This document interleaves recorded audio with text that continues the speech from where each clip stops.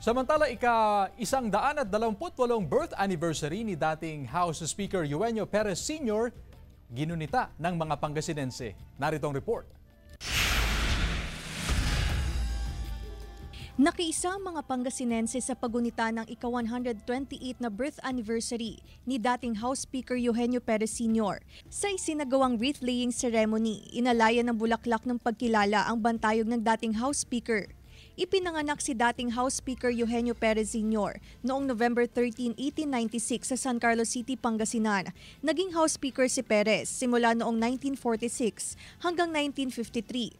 Siya ang naging daan upang formal na maitatag ang Dagupan bilang isang lungsod noong June 20, 1947. Kailangan unite tayo upang ma-achieve natin yung foresight ni Speaker Eugenio Perez.